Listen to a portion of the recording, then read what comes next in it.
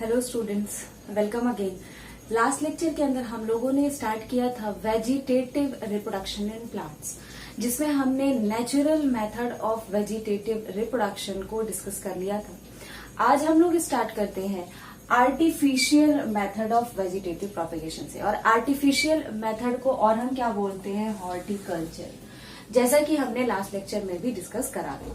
सो vegetative propagation बहुत ही important topic है, बहुत ही इम्पोर्टेंट रिप्रोडक्शन है प्लांट का, जिसे हम लोगों को डिस्कस करना है, जिसमें हमने नेचुरल मेथड को डिस्कस करा है और अब हमें आर्टिफिशियल मेथड को डिस्कस करना है।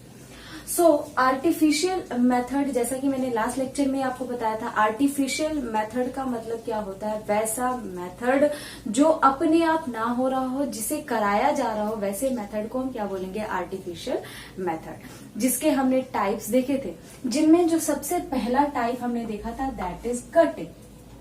कटिंग नाम से ही समझ में आ रहा होगा, कटिंग का मतलब क्या होता है? काटना। क्लियर?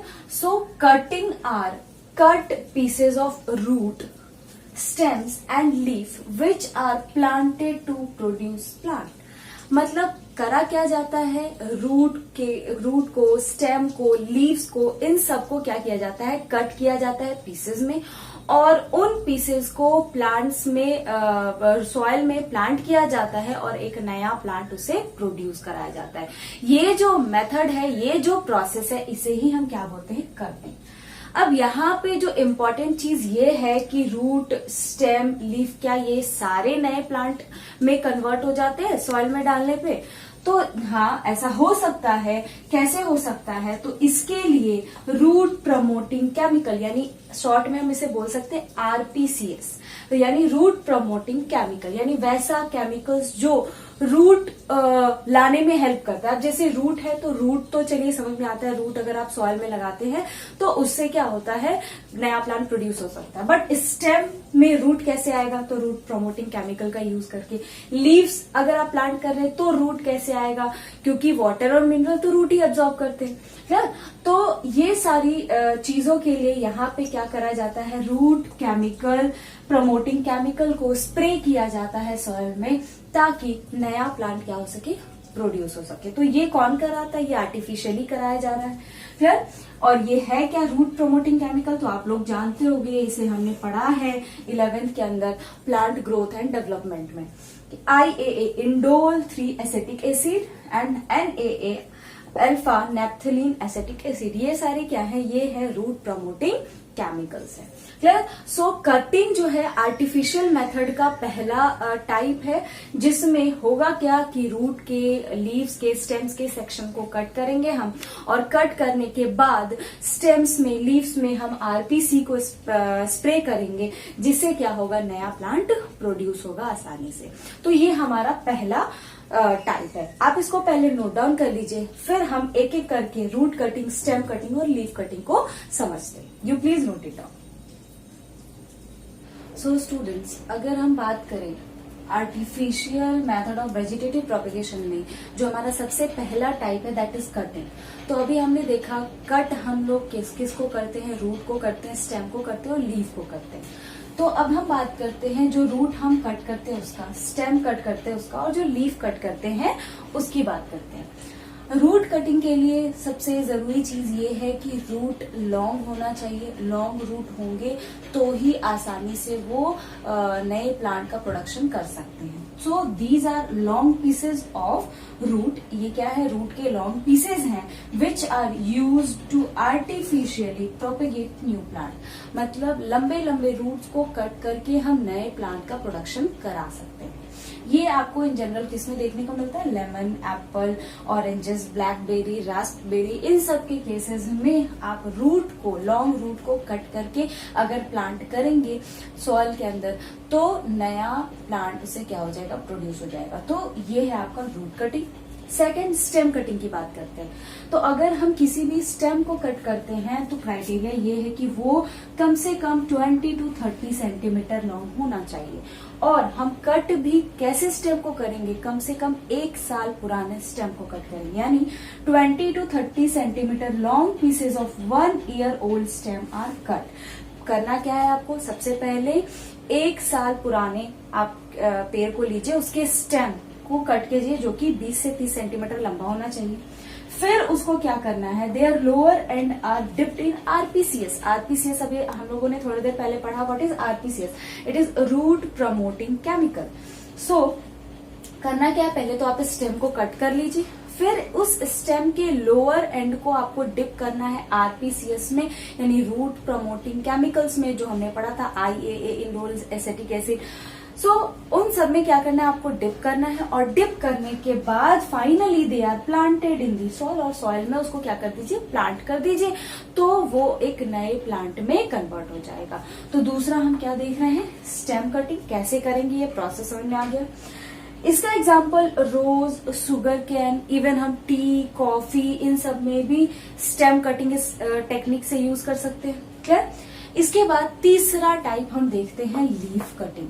लीफ समझ में आ रहा होगा, इसमें क्या किया जा रहा है, लीफ को कट किया जा रहा है। लीफ को कट करने का क्राइटेरिया ये है कि लीफ आर कट ट्रांसवर्सली। कैसे हम लीफ को कट करेंगे, ट्रांसवर्सली कट करेंगे इन 2 और मोर पीसेज। आप 2 पीसेज में भी कट कर सकते हो या 2 से ज्यादा पीसेज में भी कट कर सकते हो। एंड फिर अगेन उसको क्या करना है, they are vertically planted in the soil.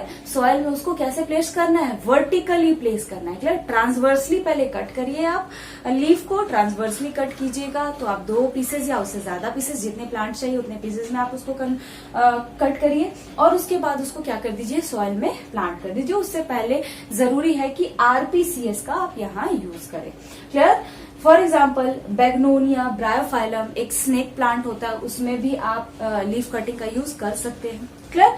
So cutting हम देख रहे हैं बेसिकली 3 टाइप। कटिंग के अंदर रूट को कट करके आप नया प्लांट बना सकते हो, स्टेम को कट करके नया प्लांट प्रोड्यूस कर सकते हो, एंड लीफ को कट करके नया प्लांट प्रोड्यूस करते हो। तो this is the first method of artificial propagation. Clear. आप इसको नोट डाउन कर लीजिए। फिर हम दूसरा टाइप देखते हैं आर्टिफिशियल मेथड का।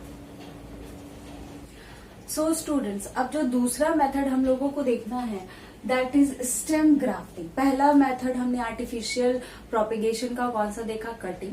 दूसरा हम देखेंगे स्टेम ग्राफ्टिंग। बहुत ही इंपॉर्टेंट है, इसमें कुछ ऐसे टाइप्स हम लोग पढ़ेंगे स्टेम ग्राफ्टिंग के जो आप लोगों ने पहले नहीं डिस्कस किया होगा, पहले नहीं देखा होगा, जो कि हम लोग नीट के पॉइंट ऑफ व्यू से ही बेसिकली पढ़ते हैं। बोर्ड के पॉइंट ऑफ व्यू से इतना इनफ है, बट अगर आप लोग नीट का प्रिपरेशन कर रहे हैं, एम्स के लिए प्रिपेयर कर रहे हैं, तो हमें उन सारे टेक्निक्स को, उन सारे मेथड को डिस्कस करना है। क्लियर। तो सबसे पहले तो हम यहाँ ये समझते हैं स्टेम ग्राफ्टिंग का मतलब होता क्या, what is stem grafting.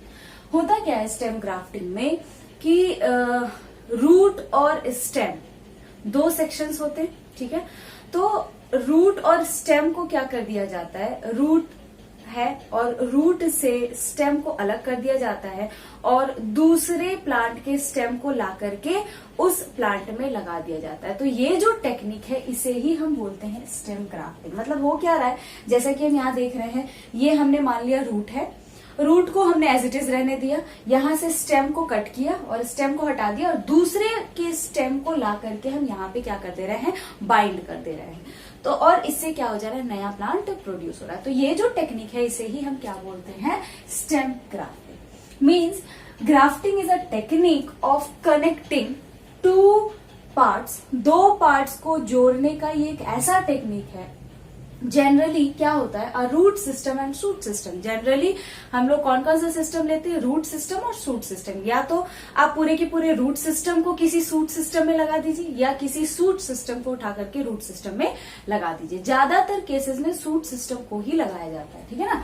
Of 2 different plant, अलग अलग प्लांट्स का, इस तरीके से, इन सच अ वे दैट दे यूनाइट, वो एक दूसरे से जुड़ जाए, and later develop a composite plant, और बाद में वो एक प्लांट की तरह डेवलप होने लगे। मतलब किया क्या जा रहा है, जैसे मान लीजिए ये एक प्लांट है और दूसरा ये प्लांट है। ठीक है।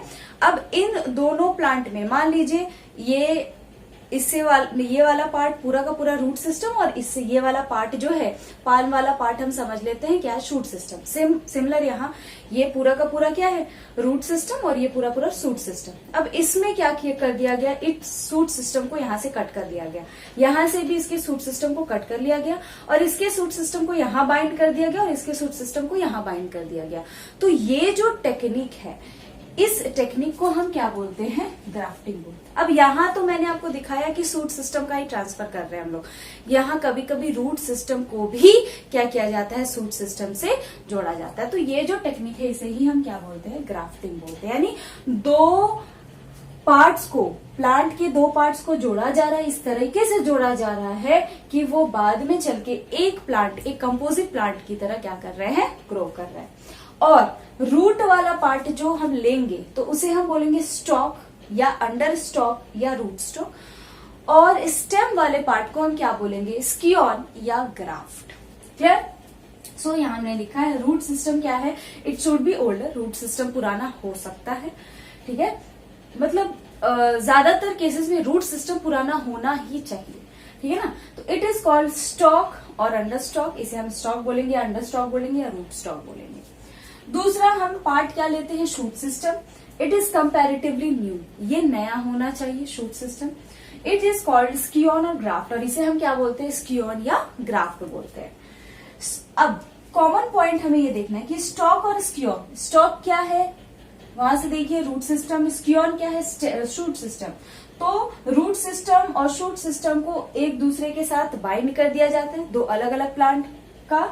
उसके बाद cambium to cambium union is required, ये बहुत ही इंपॉर्टेंट है। कैम्बियम टू कैम्बियम, कैम्बियम क्या होता है बच्चों, मार्फोलॉजी में हमने डिस्कस करा है, याद होगा। सेकेंडरी ग्रोथ के लिए रिस्पॉन्सिबल होता था कैम्बियम, और कैम्बियम आपको सिर्फ और सिर्फ डाइकॉट्स में मिलता है, मोनोकॉट्स में नहीं मिलता है। इस कारण जो ग्राफ्टिंग है वो आपको मोनोकॉट्स में नहीं देखने को मिलेगा। तो आपके जो एग्जाम्पल्स दिमाग में घूम रहे होंगे कि किस में हो सकता है ग्राफ्टिंग का मेथड से रिप्रोडक्शन, तो वो एग्जाम्पल अब थोड़े लिमिटेड होंगे। हम डाइकॉट्स के अंदर ही उस एग्जाम्पल को डिस्कस करेंगे। सो एग्जाम्पल क्या हो जाएगा, मैंगो, एप्पल, पियर, गुआवा, बहुत सारे ऐसे एग्जाम्पल्स हैं मोनोकॉट्स के जिनमें आपको क्या देखने को मिलेगा, स्टेम ग्राफ्टिंग देखने को मिलेगा। स्टेम ग्राफ्टिंग के लिए दो चीजें चाहिए, रूट सिस्टम और शूट सिस्टम, मतलब दो पार्ट चाहिए, एक हो जाएगा रूट सिस्टम, दूसरा शूट सिस्टम। उसके बाद दूसरा जो इंपॉर्टेंट पॉइंट ये है कि कैम्बियम टू कैम्बियम यूनियन होना चाहिए, कैम्बियम टू कैम्बियम ही ज्वाइनिंग होनी चाहिए, तभी वो एक कंपोजिट प्लांट की तरह ग्रो कर सकता है। क्लियर? सो इसी वजह से ये मोनोकॉट्स में नहीं होते, क्योंकि मोनोकॉट्स में कैम्बियम नहीं होता है, मोनोकॉट्स में सेकेंडरी ग्रोथ भी नहीं हो रहा था।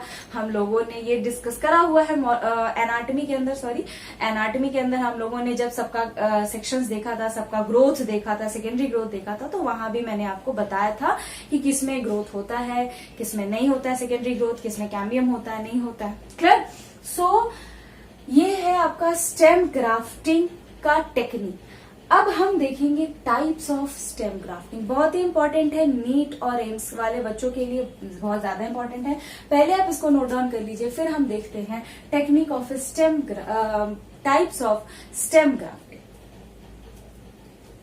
सो स्टूडेंट्स, स्टेम ग्राफ्टिंग का जो सबसे पहला टाइप हम यहाँ देख रहे हैं दैट इज टंग या विप ग्राफ्टिंग। इसमें क्या होता है कि जो हम स्टॉक और स्कियोन, आप यहाँ डायग्राम देख पा रहे हैं, स्टॉक और स्कियोन को हम टंग शेप के फॉर्म में कट करते हैं। क्लियरली आपको दिख रहा होगा, ठीक है ना? इस तरह से कट करेंगे और दोनों का डायमीटर हम यहाँ क्या रखेंगे, सेम रखेंगे। तो इस तरह का जो कटिंग होता है इसे हम बोलते हैं टंग या विप ग्राफ्टिंग। यानी होगा क्या टंग या विप ग्राफ्टिंग में, जो स्टॉक और स्कियोन ले रहे हैं उसे हमें टंग शेप में कट करना है और दोनों को बाइंड करना है, तब जाकर के इसे हम क्या बोलेंगे, टंग या विप ग्राफ्टिंग। ग्राफ्टिंग में क्या हो रहा है, दो पार्ट्स को कनेक्ट करना है। तो यहाँ पे दो पार्ट्स क्या हो रहे हैं, कनेक्ट हो रहे हैं, दोनों का डायमीटर सेम है, और इम्पोर्टेंट पॉइंट ये है कि दोनों का जो शेप है वो कैसा होना चाहिए, टंग शेप होना चाहिए। क्लियर? नेक्स्ट दूसरा टाइप हम देख रहे हैं ग्राफ्टिंग के अंदर, स्टेम ग्राफ्टिंग के अंदर, क्राउन ग्राफ्टिंग। क्राउन ग्राफ्टिंग में क्या होगा, many scions are grafted on the stock. जैसा कि हम यहाँ देख पा रहे हैं, एक स्टॉक है, ये क्या है, स्टॉक है, और इस स्टॉक में बहुत सारे स्कियोन को क्या किया गया है, कनेक्ट किया गया है। तो इस तरह के ग्राफ्टिंग को हम बोलते हैं क्राउन ग्राफ्टिंग। क्या होगा इसमें, बहुत सारे स्कियोन को ग्राफ्ट किया जाएगा, कनेक्ट किया जाएगा एक स्टॉक में, और diameter of stock is much larger than scion. Obvious सी बात है, अगर आप बड़े एक सिस्टम में बहुत सारे चीजों को ला करके कनेक्ट कर रहे हो, डाल रहे हो, तो जो वो एक सिस्टम है वो बहुत बड़ा होगा, और बाकी जो सिस्टम है जिनको आप उस बड़े सिस्टम में लाके डाल रहे हो वो छोटा होगा। क्लियर? सो अगर हम स्कियोन की बात करें तो इसका डायमीटर छोटा होगा, बहुत छोटा होगा in comparison to stock. Clear? So tongue grafting में शेप कैसा होना चाहिए, टंग शेप होना चाहिए, बट डायमीटर क्या होना चाहिए, डायमीटर सेम होना चाहिए। क्राउन ग्राफ्टिंग में एक ही स्टॉक होगा, बट उसमें बहुत सारे स्कियोन को ग्राफ्ट किया जाएगा, और क्या होगा, जो डायमीटर है वो स्टॉक और स्कियोन का अलग अलग होगा, बहुत ज्यादा डिफरेंस होगा। इसके बाद veg grafting, we shape cut किसको दिया जा रहा है, स्टॉक को, बिल्कुल सही बात है। एंड वेज शेप, वेज हम लोग ऊपर से देख रहे हैं ना, तो अगर हम यहां से देखें तो इसको वी शेप दिया गया और इसको कैसा दिया गया, वेज शेप दिया गया, ठीक है ना। तो स्कियोन का कैसा होगा, वेज शेप होगा, और स्टॉक का कैसा होगा, वी शेप कट होगा। क्लियर? तो wedge shaped cut is given to scion, और डायमीटर यहां भी दोनों का क्या होगा, सेम होगा। क्लियर? तो इसे हम क्या बोलेंगे, वेज ग्राफ्टिंग। क्यों बोल रहे हैं, क्योंकि स्कियोन को कौन सा कट दिया जा रहा है, वेज कट दिया जा रहा है। जिस तरह यहाँ स्कियोन को टंग कट दिया जा रहा है इसीलिए टंग ग्राफ्टिंग बोल रहे हैं, उसी तरह स्कियोन को यहाँ पे क्या, कौन सा कट दिया जा रहा है, वेज कट दिया जा रहा है, इसीलिए हम क्या बोल रहे हैं, वेज ग्राफ्टिंग। क्लियर? तो 3 टाइप अभी तक हमने देखा, पहला टंग ग्राफ्टिंग, दूसरा क्राउन ग्राफ्टिंग, और तीसरा वेज ग्राफ्टिंग। यहाँ पे इन दोनों केसेस में डायमीटर सेम होगा, बट क्राउन ग्राफ्टिंग में डायमीटर, स्टॉक और स्कियोन का क्या होगा, डिफरेंट होगा। सो आप इसको नोट डाउन कर लीजिए। फिर हम और भी टाइप्स देखते हैं स्टेम ग्राफ्टिंग की, लिख लीजिए। सो स्टूडेंट्स, स्टेम ग्राफ्टिंग का जो नेक्स्ट टाइप है that is side grafting. Side grafting नाम से ही समझ में आ रहा होगा, जो ग्राफ्टिंग हो रहा है वो कहाँ से हो रहा है, साइड से हो रहा है। मतलब होता क्या है इसमें, जैसे कि आप देख रहे हैं ये स्टॉक है और ये स्कियोन है, तो स्कियोन को साइड से क्या किया जाता है, स्टॉक में ग्राफ्ट किया जाता है। ये जो ग्राफ्टिंग है टेक्निक, इसे हम बोलते हैं साइड ग्राफ्टिंग। इसमें इस केस में क्या होगा, जो डायमीटर होगा वो स्टॉक का बहुत ज्यादा होगा in comparison to scion. So scion is grafted into the stock, scion को ग्राफ्ट किया जा रहा है स्टॉक में फ्रॉम दी साइड, साइड से ग्राफ्ट किया जा रहा है, जैसा कि हम डायग्राम में देख रहे हैं। And diameter of stock is more than that of scion. जो स्टॉक का डायमीटर होगा, इसका जो डायमीटर होगा वो इससे क्या होगा, काफी ज्यादा होगा। ठीक है, तो इसे हम बोलेंगे side grafting. Next is approach grafting. Approach grafting कहने का मतलब होता है, जैसे आप देख रहे हो 2 डिफरेंट प्लांट्स है, इन दोनों अलग अलग प्लांट्स को एक साथ बाइंड कर दिया गया है, तो इससे एक नया प्लांट फॉर्म होने लगा। इसे हम बोलते हैं अप्रोच ग्राफ्टिंग। जैसा कि मैंने आपको पहले भी बताया कि प्लांट के किसी भी पार्ट को हम क्या कर सकते हैं, कनेक्ट कर सकते हैं। जरूरी नहीं कि रूट सिस्टम और शूट सिस्टम को कनेक्ट करें, यहाँ देखिए शूट सिस्टम ही कनेक्ट किया जा रहा है। क्लियर? सो तो 2 इंडिपेंडेंट प्लांट, 2 अलग अलग प्लांट है, इंडिपेंडेंट प्लांट है, आर ब्राउट टुगेदर, एक साथ लाया जाता है और उनको बांध दिया जाता है, जिससे क्या होता है, एक नया प्लांट दोनों मिलकर के फॉर्म करने लगते हैं। तो इसे हम क्या बोलते हैं, अप्रोच ग्राफ्टिंग। सो स्टेम ग्राफ्टिंग के टाइप्स यहाँ पे खत्म होते हैं। स्टेम ग्राफ्टिंग मतलब स्टेम के थ्रू ग्राफ्टिंग जो कराया जाता है उसे हम क्या बोल रहे हैं, स्टेम ग्राफ्टिंग, स्टेम का यूज करके। तो उसमें हमने टंग ग्राफ्टिंग देखा, और कौन सा ग्राफ्टिंग देखा, वेज ग्राफ्टिंग देखा, क्राउन ग्राफ्टिंग देखा, साइड ग्राफ्टिंग देखा एंड अप्रोच ग्राफ्टिंग देखा। सो आर्टिफिशियल प्रोपेगेशन में सबसे पहला हमने कटिंग देखा और दूसरा हमने ग्राफ्टिंग देखा। ग्राफ्टिंग में हमने सबसे पहला अभी स्टेम ग्राफ्टिंग देखा है। अब इसके बाद हम देखते हैं दूसरा ग्राफ्टिंग का type, that is bud grafting. आप पहले इसको नोट डाउन कर लीजिए। So artificial method of vegetative propagation में हमारा थर्ड टाइप है बर्ड ग्राफ्टिंग। बर्ड ग्राफ्टिंग कहने का मतलब, ग्राफ्टिंग में जैसा कि हम 2 पार्ट लेते हैं, एक स्टॉक होता है, दूसरा स्कियोन होता है। हम इन जनरल रूट सिस्टम को क्या बोलते हैं, स्टॉक बोलते हैं, और शूट सिस्टम को क्या बोलते हैं, स्कियोन बोलते हैं। तो जैसा कि हम यहाँ देख रहे हैं बर्ड ग्राफ्टिंग में, यहाँ स्कियोन हम किसे बोलेंगे, बर्ड को बोलेंगे। इस बात को याद रखिएगा, बर्ड जो होगा यहाँ क्या होगा, स्कियोन होगा, और स्टॉक रूट होगा। ठीक है, तो here scion is bud with small piece of bark, जिसमें क्या होना चाहिए, बार्क होना चाहिए और कैम्बियम होना चाहिए। जैसा कि मैंने आपको बताया, कैम्बियम टू कैम्बियम ज्वाइनिंग होता है ग्राफ्टिंग में। जो स्टॉक है is given a T shaped cut and slit. जैसा कि हम यहाँ देख रहे हैं, ये आपका बर्ड है, बर्ड को हम क्या बोल रहे हैं, स्क्योन बोल रहे हैं। और ये स्टॉक आप देख रहे हैं, इस स्टॉक में क्या किया गया है, टी शेप्ड कट किया गया है, ठीक है। तो bird is inserted and allowed to come back to its original position. अब ये जो टी शेप कट किया गया है, इस कट में हम बर्ड को डालेंगे, इंसर्ट करेंगे, यानी हम कनेक्ट कर रहे हैं स्टॉक और स्क्योन को, एंड देन उसको फिर क्या कर देंगे, पूरी तरह से बैंडेज कर देंगे, जिसमें बर्ड क्या रहेगा, एक्सपोज्ड रहेगा। So only the bird is exposed. ये आपको एप्पल में करते हैं, पीच में करते हैं, इवन रोज के अंदर भी हमें ये बर्ड ग्राफ्टिंग देखने को मिलता है। क्लियर। सो बर्ड ग्राफ्टिंग में हो क्या रहा है, हम एज अ स्क्योन किसे ले रहे हैं, बर्ड ले रहे हैं, और बर्ड और जो स्टॉक है उस स्टॉक को हम क्या कर रहे हैं, टी शेप कट कर रहे हैं, टी शेप स्लिट देख रहे हैं। उसके बाद क्या किया जा रहा है, जो बर्ड है यानी जो स्क्योन है is inserted into the bark of stock. Stock के बार्क में उसको क्या किया जा रहा है, इंसर्ट किया जा रहा है, और फिर उसको पूरी तरह से क्या कर दिया जा रहा है, कवर कर दिया जा रहा है, ठीक है। सो ये जो टेक्निक है, इसी टेक्निक को हम क्या बोलते हैं, बर्ड ग्राफ्टिंग बोलते हैं। और अब ये बर्ड इसको एक नए प्लांट में क्या कर देगा, कन्वर्ट कर देगा। क्लियर। तो इसे, ये हमारा जो है, ये हमारा artificial method of vegetative propagation का थर्ड टाइप है, दैट इज बर्ड ग्राफ्टिंग। आप इसको नोट डाउन कर लीजिए। फिर हम नेक्स्ट टाइप देखते हैं artificial method of vegetative propagation का। सो स्टूडेंट्स, नेक्स्ट जो मेथड है आर्टिफिशियल प्रोपेगेशन का, दैट इज लेयरिंग। इसमें क्या किया जाता है, actually it is also a type of root cutting. It is a type of root cutting in which the adventitious root are induced to develop on a soft stem.